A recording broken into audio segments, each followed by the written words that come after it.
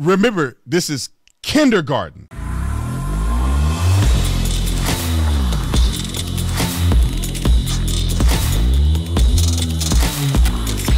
This video is brought to you by The Officer Tatum Store. The Officer Tatum Store. Get the merch link in the description section. We have a sale going on, a tremendous sale. We had the 50% off sale. Now we have a new sale. Click the tab at the top of the store to get the sale. Also, if you're a veteran, if you're a child of a veteran, if you are active duty, if you're a police officer, firefighter, EMT, if you're a nurse, a doctor, you work at the hospital, you're a truck driver, you're 55 and older, if you're on unemployment, fixed income, all of that, you get a lifetime discount on my store.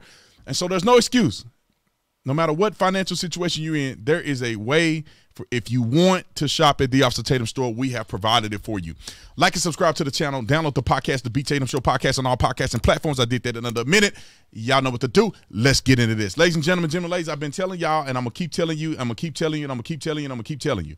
They want to indoctrinate your children. And people were upset to a certain degree when I came out and I said what I said about Dave Rubin and his husband and them having surrogate children and stuff like this. Again, before so people who don't have a brain don't cut my words and try to make me say something. I don't care about them as an individual. I like them. They cool with me. I ain't never had no problem. The problem is what you about to see right here and the effects that the imagery and what they push and practice can affect, how it can affect other people's kids and how it can affect other people.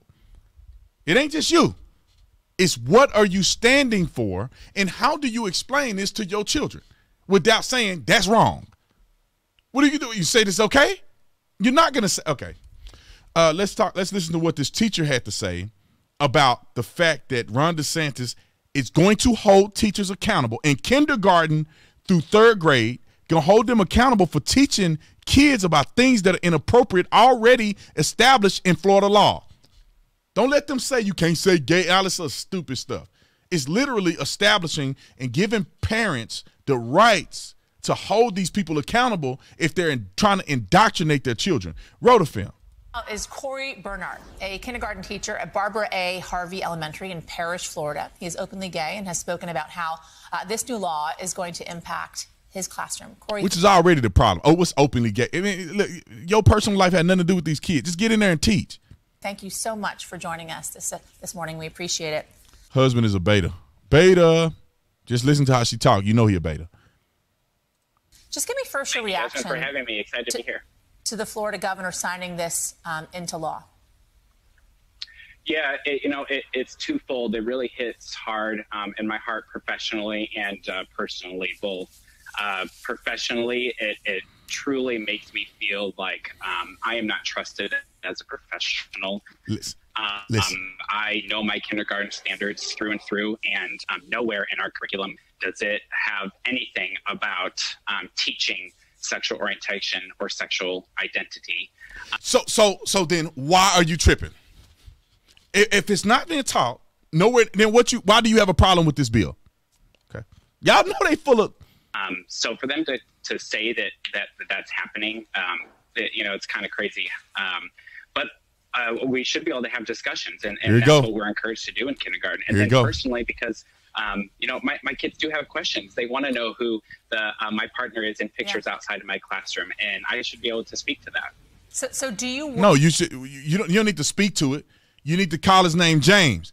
Me and James went to have golf, or me and James hung out on the weekend. These kids don't need to know your relationship with James. It's just you and James. My grandma, when we were young, my grandma was dating a dude. We didn't know my grandma was dating that dude. We called him Uncle Johnny B. Uncle Johnny B was Uncle Johnny B. Grandma and them was dating. Now I'm grown. We just knew him as Uncle Johnny B. Uncle Johnny B be over the house. He used to do the nunchucks. Ain't we kids? We ain't got nothing to do with them dating and what they doing in the bedroom. He was Uncle Johnny B to us. He was an uncle. We didn't know what they were doing. Anyway. Worry that you won't even be able to talk about your own personal home life? I mean, I have a child in kindergarten right now. I know exactly that my child has two teachers, one of which has a daughter at home and is single. The other is married and has 4 children. I know everything about their lives because my kid tells me. Absolutely. Do you know what they do in the bedroom, though? Is your kids telling you that they got them up at the 3-point stance? No, you don't. You don't know that. You don't know everything. You don't know everything, and they shouldn't be talking about their personal life. They should. You go so surface level. You don't need to get in depth of what people doing in their personal life. You are 100% correct. That's what we do as educators. We build relationships with our kids. And in order to build relationships, you talk about your home life. You talk about what you do on the weekends. That's building community. It scares me to death that I am not going to be able to have these conversations with my children because they're going to ask me what I did on the weekend. I don't want to have to hide that my partner and I went paddleboarding this weekend because then they ask, well, what does partner mean, Mr. Bernard? And, you know, I'm worried. Can I tell them what it means? He your friend to the kids. That's your friend to the kids. So you don't have to explain nothing. You and your friend to the kids. Are you married, Mr. Bernard? No, I'm not. Do you want to be married, Mr.? Yes, I do. You can tell them what you want to tell them. You don't confuse them because they still ain't going to understand what your partner mean. What does that mean?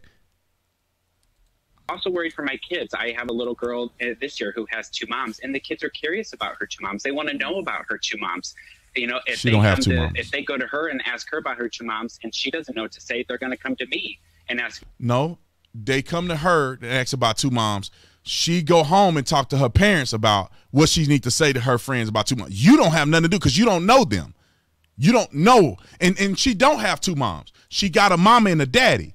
It's 2 women that live there, but she got a mama and a daddy. Because then a kid is going to say, 2 moms? Well, I thought that kids come from, I got a mommy and daddy. I thought kids come from mommy and daddy. How can 2 mommies make a kid? Then you got to tell them lies. Okay. Me. And then, you know, so what do? It opens up for parents to really take some legal action against the schools and teachers. And I am afraid for myself, my colleagues, and my students. How do you expect to navigate that situation? Because as a parent of a young child, I want to celebrate difference, and I want my child to celebrate differences as well and to learn about them.